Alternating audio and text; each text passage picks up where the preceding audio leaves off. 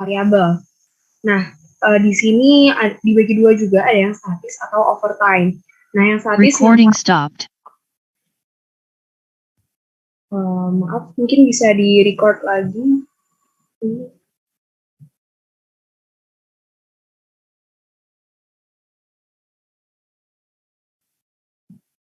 Recording in progress. Oke, makasih. Aku lanjutin ya. Maaf, ada kendala teknis. Jadi mungkin kalau dari teman-teman SMP, SMA itu udah sangat familiar dengan yang pie chart ini ya. Dimana kita pengen tahu nih, misalnya populasi orang di Indonesia, totalnya ada lingkaran penuh, kemudian kita lihat, oh ternyata Pulau Jawa 50%-nya nih. Ini misal aja ya. Aku nggak ngomongin data aslinya. Nah, terus yang biru tua misalnya Papua berapa persen nih, nah dan semacamnya. Intinya kita mau melihat komposisi suatu sebagian dari keseluruhan populasi. Nah, ternyata tidak hanya pie chart ini, banyak grafik-grafik lainnya yang menunjukkan komposisi juga. Misalnya ini tree, jadi ini dibedakan untuk masing-masing warna itu menunjukkan suatu populasi tertentu. Dan di sini juga kita mau melihat nih, kalau untuk kolom, stack, terus stack bar, dan juga stack area itu, kita ingin tahu komposisi suatu bagian dari keseluruhan, tapi dibandingkan juga nih dengan bagian-bagian yang lain atau overtime, misalnya dalam suatu waktu tertentu.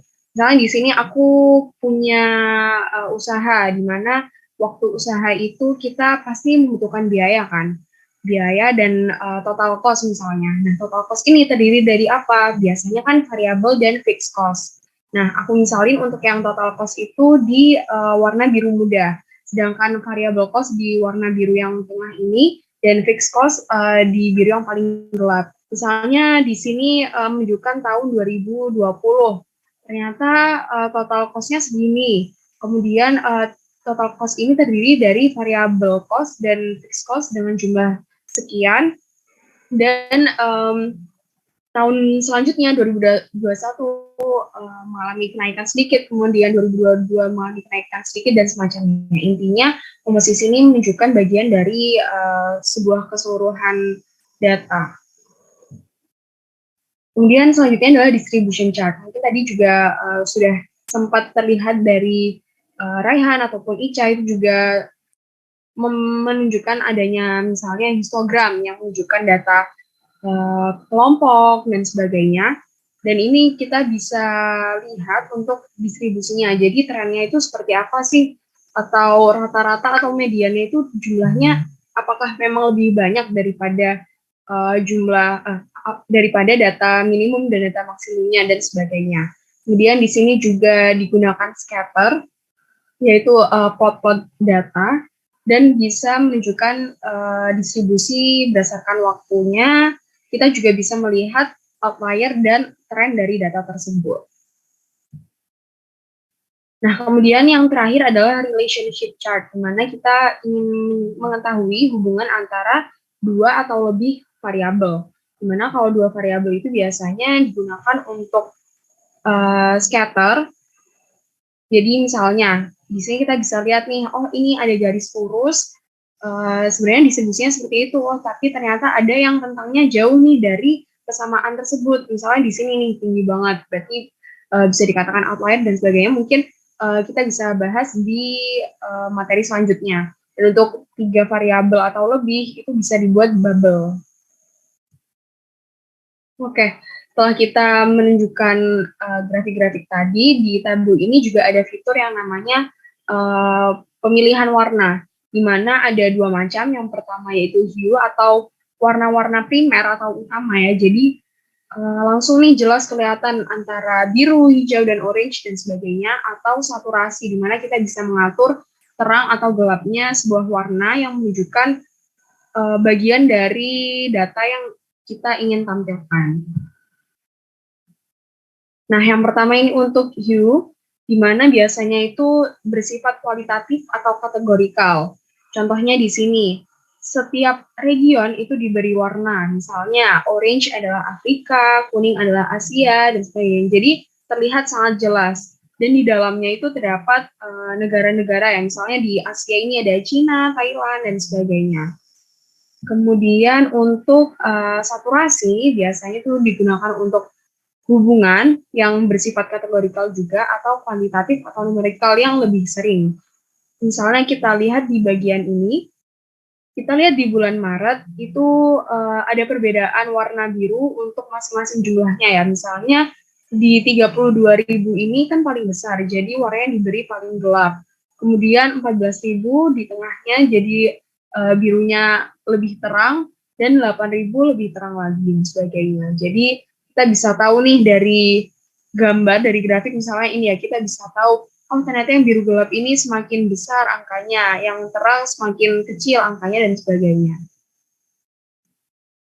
Nah, di sini juga ada beberapa tips untuk pewarnaan. Yang pertama, kita harus menjaga identitas color. Jadi, kalau misalnya ada suatu warna itu sudah kita assign ke dalam suatu atribut, itu kalau bisa, atau malah seharusnya itu kita harus konsisten untuk penggunaan warna tersebut. Misalnya di sini, ada keterangan di atas kan, kalau orange itu menunjukkan home office, kemudian biru muda corporate, dan biru tua adalah consumer. Di mana di sini walaupun terbagi lagi antara furniture, office supplies, tapi untuk keterangan warnanya itu sama mengikuti yang di atas ini. Dan begitu pula juga dimasukkan ke grafik garis, company total sales mix, dan sebagainya. Kemudian yang kedua yaitu sebisa mungkin menghindari hot color. Kalau di sini contoh hot color yaitu merah, karena hot color itu sangat menarik perhatian dari pembaca. Nah, di sini kenapa merah ini kayak jadinya salah gitu ya? Kenapa? Karena kita lihat dulu nih, judulnya ini adalah inventory loss atau damage. Nah, pasti dari pembaca itu pengen tahu nih mana yang memiliki inventory loss terbesar. Nah, harusnya kan kita lihat table kan, untuk kita nanti misalnya kita minimasi, harusnya loss-nya bisa nih berkurang dan sebagainya untuk tahapan analisis berikutnya ya. Nah, tapi di sini yang diberi warna merah itu malah appliance yang jumlahnya itu lebih sedikit daripada table. Jadi kurang relevan dengan data yang kita ingin sampaikan gitu. Jadi kalau bisa memang warna-warna hot seperti warna merah itu diberikan untuk elemen yang benar-benar perlu untuk mencari perhatian dari pembaca. Nah, yang ketiga, hati-hati juga jangan sampai menjadi the next Vincent van Gogh ya, kalau di sini tulisannya. Nah, Vincent van Gogh ini sebuah pelukis, jadi misalnya contohnya itu di grafik yang tertera pada layar. Kita bandingkan antara grafik yang kiri dan kanan. Di bagian kiri ini ada banyak sekali warna, dan kalau misalnya ya kita beri keterangan di sampingnya, warna hijau muda menunjukkan ini, warna hijau tua menunjukkan ini. Nah, itu akan malah membingungkan pembaca karena terlalu banyak warna. Jadi kita juga mencari warna di keterangan itu juga bingung, lama, dan sebagainya. Jadi lebih baik yang bagian kanan, karena kita tahu nih, oh yang positif kita kasih warna biru, tapi ada juga yang negatif, kita kasih warna orange, dan sebagainya. Nah, selanjutnya kita juga akan membahas tentang title. Jadi, judul itu penting untuk mendeskripsikan grafik yang akan kita tampilkan. Nah, yang pertama, kita itu ada dua opsi ya untuk memberi judul. Yang pertama yaitu explanatory atau exploratory. Dimana kalau explanatory itu biasanya merupakan statement, jadi kita langsung beritahu nih ke pembaca kalau grafik ini adalah gender pay gap in the UK. Jadi jelas nih, grafik ini tuh menunjukkan apa, data apa yang ada di grafik. Nah, sementara yang bagian kanan itu adalah exploratory. Biasanya menggunakan pertanyaan. Kalau di sini contohnya, what proportion of women and men are in each salary quartile. Nah, jadi kita itu ingin mengajak pembaca itu lebih eksplor, lebih ingin tahu dan sebagainya. Jadi contohnya di sini kita tahu nih ada woman and man. Nah, ternyata di grafik itu juga dibedakan antara female dan male. Oh, ini grafiknya dibedakan. Oh, kita bisa membandingkan nih kalau kalau female itu grafiknya seperti apa, male seperti apa. Kemudian ada keterangan judul juga, ini City of London Police versus City of London Median, di mana masing-masing itu diberi warna langsung di tulisan fontnya itu. Jadi City of London Police berwarna orange, oh berarti garis yang orange ini menunjukkan City of London Police dan sebagainya. Nah, yang kedua, kita juga harus mengambil perhatian dari pembaca. Jadi title ini harus jelas dan dibuat besar gitu, besar atau bold ya biasanya, biar pembaca itu tahu grafik itu menunjukkan apa dan maksud kita menyampaikan grafik itu untuk apa. Dan yang ketiga biasanya pada grafik itu kita beri tambahan teks di bawah judulnya seperti ini. Ini judulnya Customer Satisfaction Comparison. Nah, kan di sini grafiknya misalnya kurang familiar atau kita anggap pembaca kita itu awam. Nah, lebih baik kita beri keterangan di bawahnya yaitu Berleng represents percentage of promoters, jadi menunjukkan persentasenya. Dan bisa berbeda-beda ya untuk keterangannya, tergantung nanti konteks grafiknya seperti apa. Oke, jadi sebenarnya penempatan atau pembuatan data visualisasi itu memang ada ketentuannya ya. Kalau yang kata Diko tadi kayak grafik batang itu digunakan saat kapan, grafik garis digunakan saat kapan dan sebagainya. Tapi sebenarnya pembuatan grafik itu juga berdasarkan preference masing-masing. Kita tuh bisa menuangkan kreativitas kita itu dalam pembuatan grafik. Jadi kita kasih 3 kata nih, be kreatif, be unique, be you. Dan itu sih sekian dari kami. Mungkin dari teman-teman ada yang ingin ditanyakan?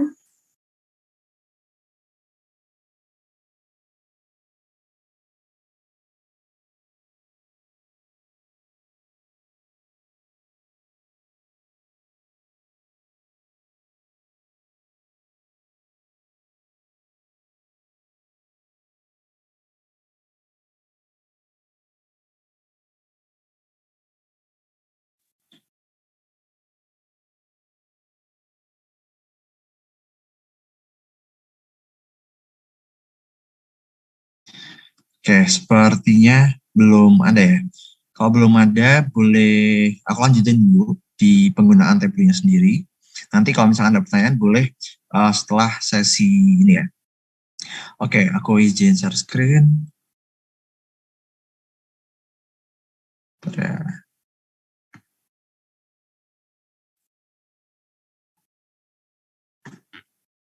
kelihatan belum ya? Sudah. Oke. Ya, jadi sebelum aku masuk ke aplikasinya, aku coba kenalin dulu tentang websitenya dulu. Jadi teman-teman buat yang mau nyoba untuk menggunakan softwarenya dan sebagainya, bisa akses web ini di publictableau.com. Sebenarnya Tableau itu ada beberapa jenis, ada Tableau yang biasa, ada Tableau Advanced atau profesional, aku lupa, sama Tableau Public. Nah, untuk yang free itu di Tableau Public ini, jadi nanti teman-teman bisa langsung cari aja Public Tableau, jadi di googling aja, terus nanti akan muncul halaman kayak gini dan langsung bisa diklik download di app di sini. Nah, untuk Tableau Public nggak ada trialnya sih setauku. Dan kalau misalkan nanti ada masalah atau gimana, nanti bisa dikabarin aja. Kalau misalkan teman-teman masih penasaran dan mau nyoba, bisa langsung download di app di sini. Oke, sekarang aku coba pindah ke Tableau-nya langsung.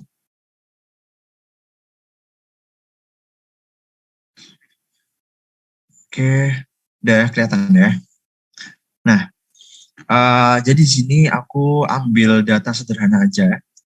Ya buat ngenalin dulu aja, jadi kita nggak perlu muluk-muluk lah ya, nggak perlu kompleks-kompleks, jadi kita lihat dulu. Jadi untuk yang ada di sini itu datanya adalah sederhana banget, jenis kelamin, divisi, umur, sama ini ada data tambahan tentang distribusinya gitu.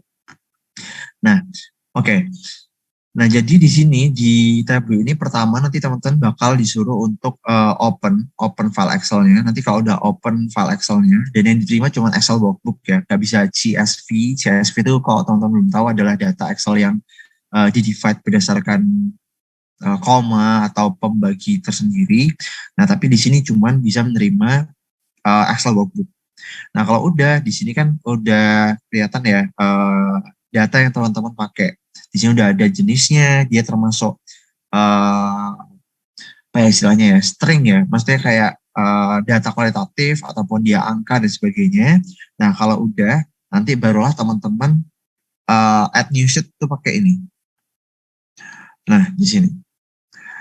Oke. Nah, ini sebenarnya untuk teman-teman yang udah pernah ke Kukira Kau Rumah yang kemarin open house sebenarnya udah sempat melihat gitu ya, mengintip dikit-dikit, tapi nggak apa-apa. Nih aku ulang sekilas di secara sederhana. Jadi di sini kalau udah dapet sheet-nya untuk memvisualisasikan data, tampilannya bakal ada gini. Di sini data, di bawahnya ini akan menunjukkan section yang akan memberitahu variabel apa aja sih yang ada di data teman-teman semua. Mulai dari data yang bersifat string, angka, measures, dan sebagainya. Nah, jenisnya sebenarnya ada banyak, nanti bisa dibaca. Ini kan ada data type, ada yang number, ada yang date and time, ada yang string atau kata-kata aja, ada yang tanggal, dan sebagainya. Nanti bisa di-explore sendiri, bisa di otak-atik sendiri. Dan nanti yang paling enak di sini adalah, biasanya kan kita kalau di Excel, itu harus membuat tabelnya sesuai mungkin sampai sesuai dengan chart yang kita mau. Kayak misalkan row-nya apa, kolomnya apa. Nah, kalau di Tableau kita langsung lihat di sini aja. Kolom row-nya itu pakai yang mana. Misal, kita pengen tahu divisinya, kita taruh kolom. Terus jenis kelamin misal. Jenis kelaminnya itu kita taruh sini. Nah, di sini kan kita udah dapat ya divisi sama jenis kelaminnya, tapi kita belum dapat value-nya. Nah, otomatis kalau di Tableau dia bakal menghitung seluruh data atau seluruh angka yang ada itu di sini. Biasanya ada tanda kurung count-nya di sini. Nah, itu langsung kita drag aja ditaruh sini. Atau sini sama aja sebenarnya. Nanti tergantung teman-teman mau data yang kayak gimana. Nah, dari sini kan udah kelihatan ya langsung kan kayak, oh berarti kalau di divisi ini nih, divisi business intelligence laki-lakinya ada 16, dan di sini perempuannya cuma ada 5 dan sebagainya. Ini bisa termasuk data comparison gitu kan. Nah, tapi misal di bagian kanan, di bagian show me ini yang paling enak karena di sini ada recommendation. Misalkan teman-teman punya data ini ya tadi, dimensionnya perlu 1 or more atau measuresnya perlu 1 ya gitu. Jadi teman-teman bisa menyesuaikan yang dibutuhkan gitu. Kayak misalkan ini kan juga termasuk data composition ya. Nah, data composition ini ngasih tahu kayak perbandingan antara perempuan sama laki-laki di masing-masing divisi. Nah, itu udah bisa kelihatan ya. Tadi kan poinnya kita adalah gimana caranya kita menyesuaikan data yang pengen kita tahu sama grafik yang paling cocok. Kalau kita lihat dari sini yang sebelumnya, ini kan kayak, oh oke nih kayaknya kebanyakan si cowoknya lebih banyak gitu kan di beberapa divisi. Ternyata kalau kita menyesuaikan dengan grafik yang sesuai, ada di beberapa divisi yang banyakkan ceweknya gitu. Dan lebih kelihatan kan. Apalagi ini udah main warna juga dan sebagainya gitu. Nah, itu untuk salah satu contoh. Terus misal nih ada juga tentang ini namanya heat maps. Tadi kan kalau nggak salah Naura juga udah sempat sebutin kalau misalkan di heat map ini kita bisa nge-highlight value yang paling gede, value yang paling banyak itu divisinya paling banyak berapa, misalnya kita pengen tahu gitu. Nah, itu kita bisa langsung tahu dan kita bisa lihat warnanya gitu. Yang paling gelap, yang paling banyak. Itu konsepnya dari heat map atau heat map chart gitu. Nah, oke. Untuk sistematika penggunaannya kurang lebih kayak gitu. Dan di sini nanti aku bakal kasih contoh-contohnya aja ya. Contoh-contohnya aja. Nanti kalau misalnya tanyain, boleh langsung tanyain. Misal ini tadi udah dibahas ya tentang composition atau kayak gimana. Terus composition yang kedua. Ini tadi udah sempat dibahas juga. Nah, ini kan apa nama ininya? Oke, tree maps. Tree maps ini kan dia ngasih tahu proporsi dari ukuran dan warna kan. Nah, aku mau coba refer ke teori yang warna tadi. Misalkan kita mau ala-ala gitu kayak, oh biar bagus nih grafik kita warnain aja deh. Warnanya ada hijau, oranye, kuning, ungu gitu ya. Coba. Jadi kalau untuk mau rubah warna itu di colors ini. Kita edit colors. Terus untuk warnanya kita bisa ke oh bentar. Oh bisa di sini. Nah, di sini kan banyak ya. Nah, biasanya kan biar banyak nih, ya udah kita kasih banyak warna aja gitu kan. Kayak gini, misal. Tapi sebenarnya ini masih agak rapi sih. Ada yang nggak rapi banget gitu. Tadi ada sebenarnya. Nah, kayak ini. Ini kan kayak oke ini bagus sih sebenarnya, eye catching banget, warnanya rainbow banget gitu kan. Tapi jadi bingung gitu, jadi bingung sebenarnya yang mau di highlight di sini apa gitu kan. Yang mau ditunjukkan di sini apa. Padahal kan kalau kita lihat dari row-nya, dari kolomnya itu adalah data-data mana sih atau umur berapa sih yang paling banyak di divisi masing-masing, baik dari laki-laki maupun perempuan. Nah, lebih baik kita pakai warna yang lebih apa ya, kelihatan. Misalnya ya, tadi kita select color palette-nya, terus kita assign. Ini kalau misalkan mau assign secara otomatis. Tapi kan di sini, uh, padahal yang mau kita highlight tuh di ini aja kan, sama yang ini. Nanti kita bisa assign secara manual. Ini misalkan tadi edit color, terus kita ini, nah ini di assign. Kayak gitu. Jadi ngerubahnya bisa satu-satu sesuai apa yang mau kita highlight. Tapi kalau secara otomatis bisa langsung assign palette secara otomatis gitu. Nah kalau dibanding sama yang tadi kan kelihatan ya bedanya. Oh ternyata ada nih data yang di highlight dan sebagainya. Nah itu juga ada teorinya tadi kita main ini apa namanya saturationnya.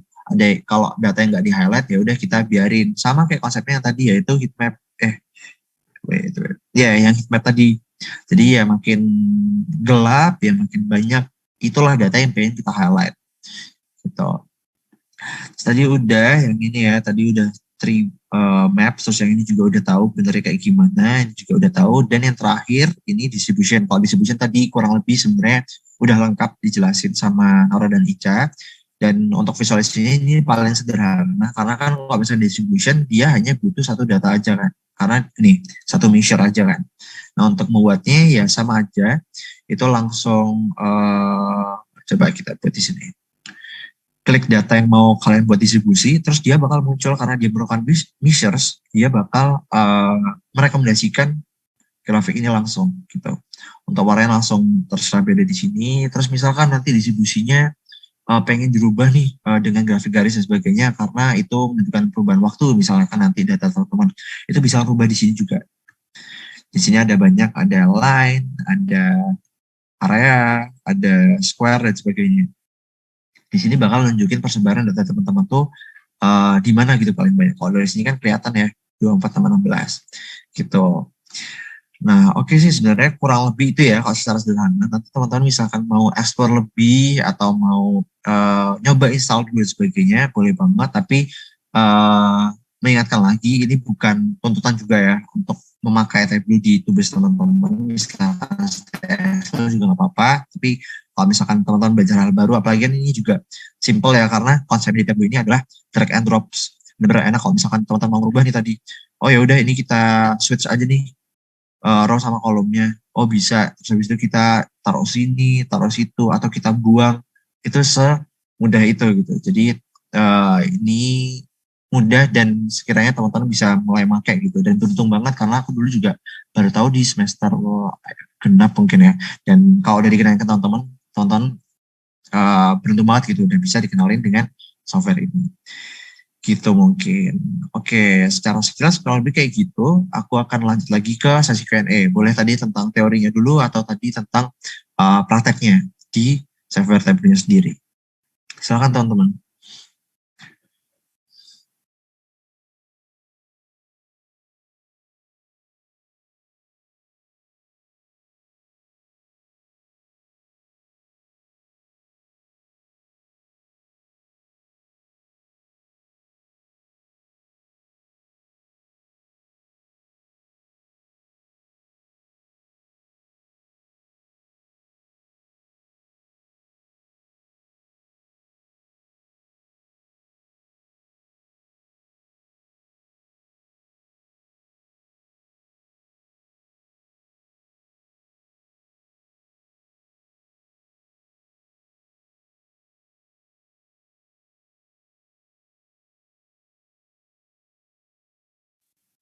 Oke, sepertinya nggak ada ya. Atau ditunggu sampai 11.29 deh.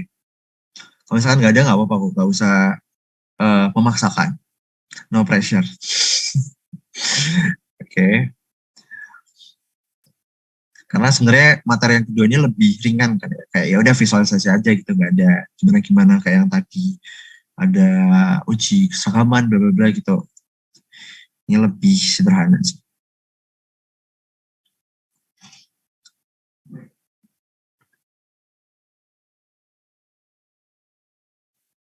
Baik, mungkin kita tunggu sampai 11.30 kali ya, Ko dan Naura. Nanti sekiranya emang nggak ada, dapat kita sudahi lebih dulu. Oke. Mungkin aku mau kasih tambahan info aja ya, Vin. Boleh.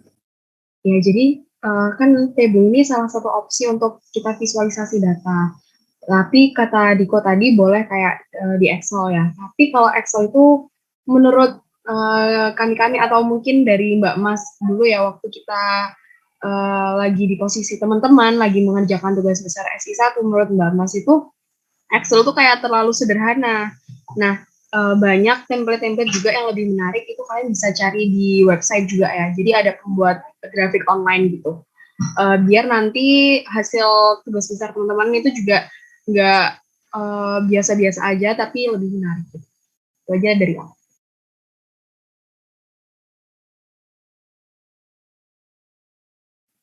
Ya, betul.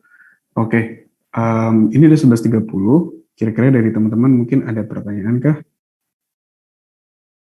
Atau mungkin kita bisa jadi Om Deddy dulu. 5, 4, 3, 2, 1, close the door. Oke, jadi kayaknya nggak ada pertanyaan. Jadi kita bisa sudahi training pada hari ini. Sekali lagi aku ucapkan terima kasih banyak kepada teman-teman dan juga utamanya kepada para asisten yang sudah mengisi sesi pada hari ini. Buat teman-teman 2021, sekiranya nanti ada pertanyaan lebih lanjut, waduh di spotlight.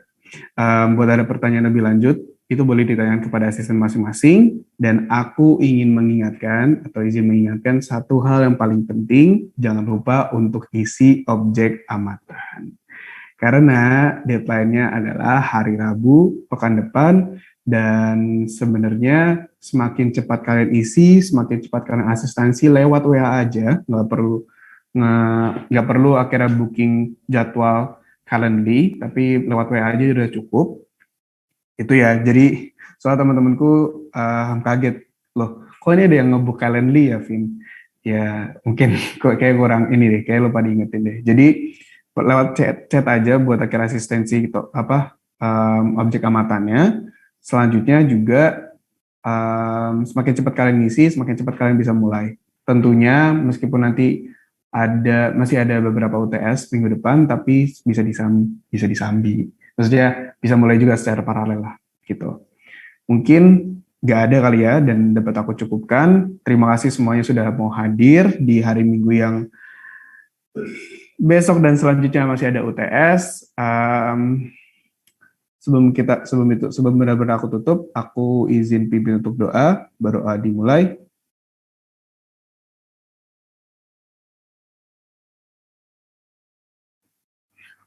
Oke, baru udah bercukupkan.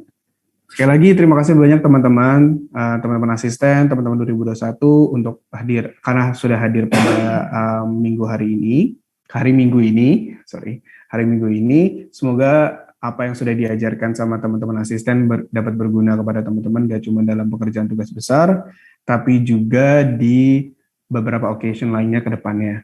Jangan lupa untuk isi objek amatan, jangan lupa dikerjain tugasnya, dan semangat selalu untuk segala UTS yang akan dijalanin. Dan semoga mendapatkan hasil yang paling maksimal. Dan jangan lupa belajar buat UTS SI1. Dan mungkin sedikit banget tambahan terakhir, kalau memang kalian akhirnya mau belajar soal konsep, maksudnya mau mencari soal-soal konsep, itu bisa minta ke anak kelasku. Karena kebetulan setauku dan sedengarku, ya karena aku asistennya sih, itu soal-soalnya soal-soal sangat konsep sekali untuk kuisnya gitu. Tapi konsekuensinya ada dalam bahasa Inggris. Tapi ya nggak apa-apa lah, bahasa Inggris doang. Ini gitu, semangat semuanya, dan mungkin Ica boleh tolong stop aja recordnya. Recording stopped. Oke. Sekian dari aku teman-teman. Mungkin kita nggak perlu foto karena saya tidak tahu siapa yang dari awal on cam. Jadi Mungkin itu aja. Sekian dari aku. Terima kasih banyak dan silakan meninggalkan Zoom. Dadah semuanya. Semangat ya. Terima kasih banyak, Mas. Terima kasih.